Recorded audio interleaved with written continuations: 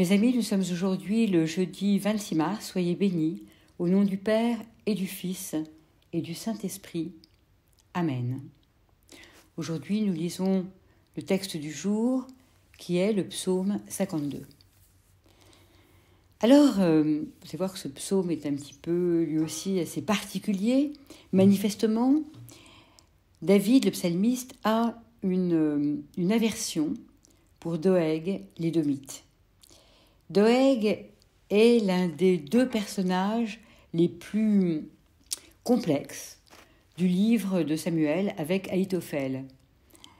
Tous les deux ont malheureusement joué un rôle déterminant dans la direction du royaume et de la nation, et ils passaient pour des hommes mauvais, en fait. Tous les deux étaient malheureusement des conseillers de David, mais malgré cela et malgré cette responsabilité-là, ils s'associèrent à la révolte du fils de David, Absalom, et ils ont tenté de convaincre ce dernier de tuer David. Mais ce psaume n'exprime pas uniquement une colère dans un tel contexte. Il est assez universel et il est intéressant, il convient même de le regarder de près parce qu'il décrit certains travers des personnes qui se croient plutôt près de Dieu et qui se comportent en réalité comme des personnes loin de Dieu. Alors voici le psaume 52. Du chef de chœur, poème de David. Lorsque Doeg, l'édomite, vint dire à Paul, David s'est rendu chez Ahimelech. Pourquoi es-tu fier du mal, triste héros ? La fidélité de Dieu ne cesse pas. Ta langue n'invente que la ruine, comme un rasoir affilé, trompeur que tu es. Tu préfères ce qui est mauvais à ce qui est bon. Tu préfères le mensonge à la parole juste. Tu aimes toutes les paroles mordantes, langue trompeuse. Aussi Dieu te démolira pour toujours. Il te terrassera et t'arrachera de ta tente. Il te déracinera de la terre des vivants. Les justes le verront. Ils seront saisis de crainte et ils riront de lui. Voilà l'homme qui ne prenait pas Dieu pour protecteur, mais qui mettait sa confiance en ses grandes richesses et se protégeait par la ruine qu'il causait. Et moi, comme un olivier verdoyant dans la maison de Dieu, j'ai mis ma confiance dans la fidélité de Dieu pour toujours et à jamais. Je te célébrerai toujours, car tu as agi. Je veux espérer en ton nom, parce que tu es bon à l'égard de tes fidèles. Donc, David reproche à cet homme Doeg, qu'il considère loin de Dieu, et pourtant, entre parenthèses, dans la Mishnah, on disait qu'il étudiait la Torah. Eh bien, il reproche d'avoir des paroles qui sont pleines de mensonges. Il reproche de parler en félicitant le mal. Au verset 4, on entend aussi que sa langue n'invente que de la malice, comme un rasoir affilé. Au verset 5, d'aimer dire le mal plutôt que le bien. Dans la suite du verset 5, des mensonges, il dit plutôt des mensonges plutôt que de la droiture. Et un verset plus loin, d'aimer des paroles de destruction. Donc, au fond, il reproche de ne pas dire des paroles de vérité pour créer du mal. Il reproche en fait à cet homme de faire croire qu'il est un homme de Dieu, alors qu'il n'a pas trouvé Dieu. Par conséquent, il fait tout pour tromper son monde il ne dit pas la vérité, il ne dit que des mensonges, des paroles de mensonges. Comme le font parfois, souvent, des gens qui n'ont pas de vie spirituelle, qui ont un niveau assez élevé et qui sont très envahis par eux-mêmes et qui créent du mal parce que ils se mettent peut-être eux-mêmes des enjeux très lourds, personnels, et ils n'y arrivent pas. Donc, ils veulent montrer des choses qui n'existent pas, en fait. Alors donc, ils essayent aussi parfois de faire tomber les autres, ainsi. Et malheureusement, souvent, ces gens qui sont en réalité faibles, eh bien, ont un aplomb assez fou. Et c'est exactement ce que faisait Doeg, l'édomite. Sans Dieu, il se sentait un peu culpabilisé, parce qu'il cherchait quand même, pas en paix, peut-être une sorte de souffrance même, d'homme seul, c'est possible, pas relié, pas spirituel, mais très imbu de lui-même. Et en tant que conseiller de David, il annonçait des vérités assez imparables à David, des vérités qui n'en étaient pas. Il le trompait et avait des réactions tout à fait curieuses vis-à-vis du roi Saül. Alors, dans ce psaume, il est intéressant justement d'évoquer cette question de paroles un peu fausses. Là, c'est mensongère, puisque c'est décrit ainsi. Ces paroles, en tout cas, qui n'ont pas de vérité, de celui qui est faible et qui annonce comme des vérités strictes et sous la loi, donc des choses fausses. Il est vrai qu'à l'inverse, celui qui adopterait un comportement de foi est plus modeste, peut-être plus nuancé, moins péremptoire. En tout cas, moins péremptoire quand il s'agit de choses importantes, de parler de vérité, peut-être parce que plus en paix avec lui-même. En tout cas, il est comme le roi David qui dit qu'il est lui-même comme un olivier verdoyant. C'est une belle image, vous savez que le rameau d'olivier, en tout cas dans l'Arche de Noé, la colombe revient avec un jeune rameau d'olivier dans le bec. C'est le symbole de la paix et de la réconciliation avec Dieu, de l'alliance. Voilà. Alors, celui qui écoute Dieu sait que la vérité n'est pas d'un bloc, que la vérité est en Dieu comme un mouvement, une inspiration vers laquelle nous allons. C'est plutôt ce n'est pas une doctrine dogmatique, c'est plutôt une expérience de vie.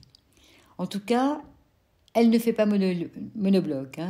Ce n'est pas une vérité unilatérale et statique, c'est plutôt un mouvement. En tout cas, celui qui pense que la vérité est une, intangible, est assez violent, et ne se remet pas en question. Je ne dirais pas que c'est un menteur, mais en tout cas que ses paroles peuvent être fausses, comme dans le psaume. Voilà. Alors, il y a un philosophe qui a beaucoup parlé de cette vérité, qui, lorsqu'elle est abrupte et unique, est non seulement un leurre, mais en plus pas du tout dans la perspective de ce qu'est la vérité.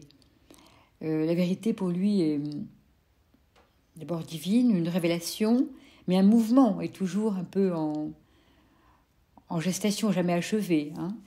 Et c'est Nicolas Berdyaev, dans un ouvrage qu'il a écrit en 1946 et qui s'appelle, qui porte le nom de Vérité et Révélation.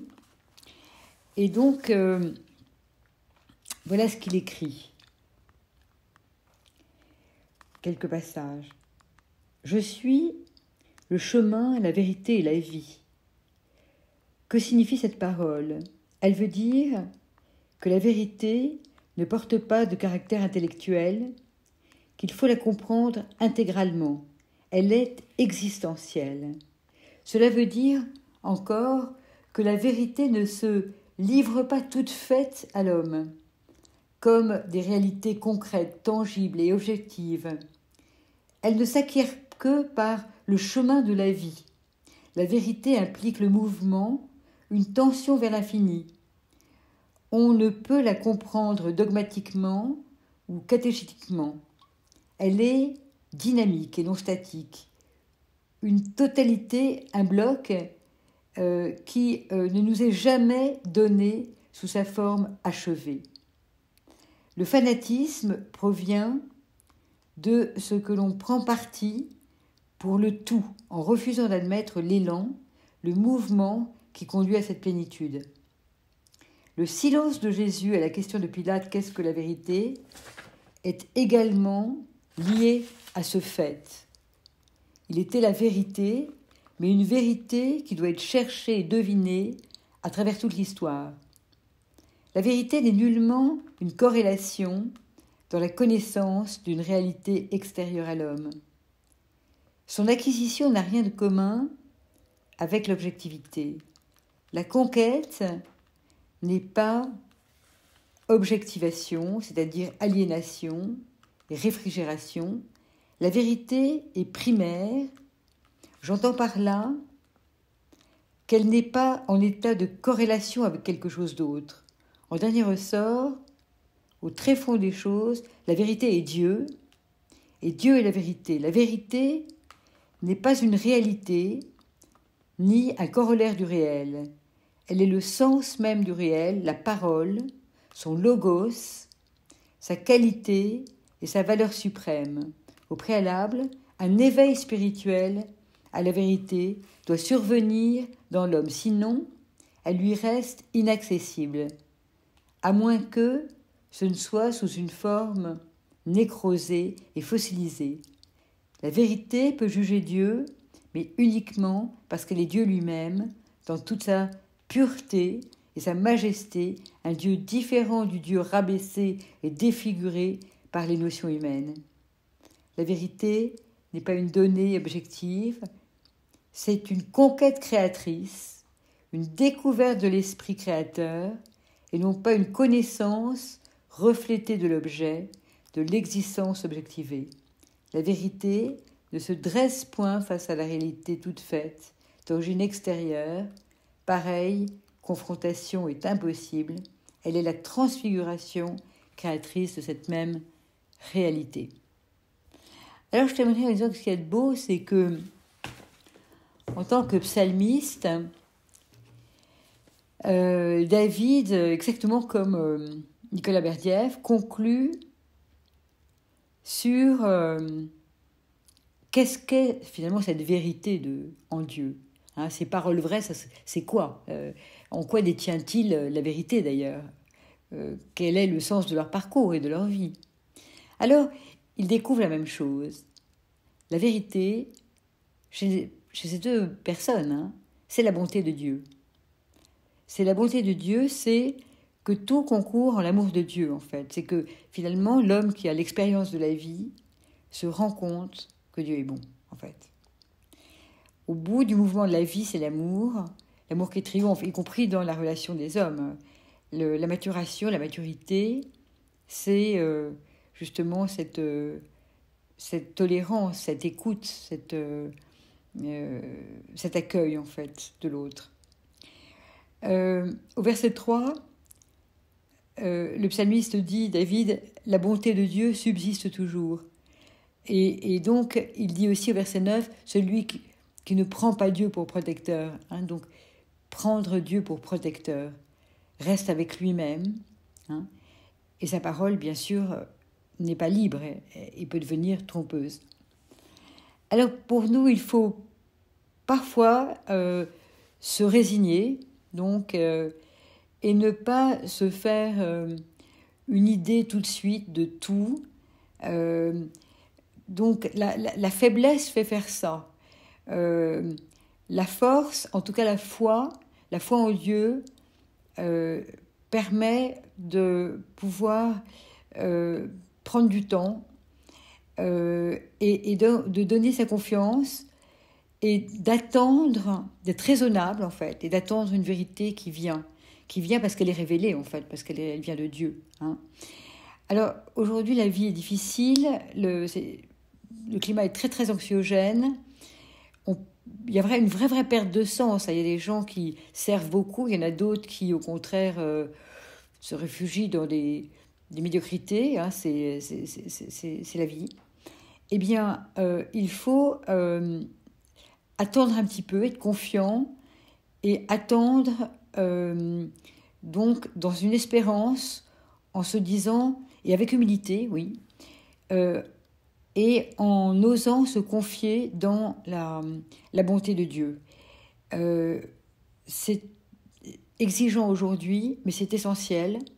En tout cas, c'est là où nous sommes le plus justes, le plus libres et le plus paisibles. La révélation de Dieu se fait. Quand, en fait, comme un olivier verdoyant, il faut essayer à travers cette crise de se retrouver dans la paix en Dieu, hein, même aujourd'hui. Ainsi, dire, comme le psalmiste David, « Je me confie dans la bonté de Dieu ». Merci.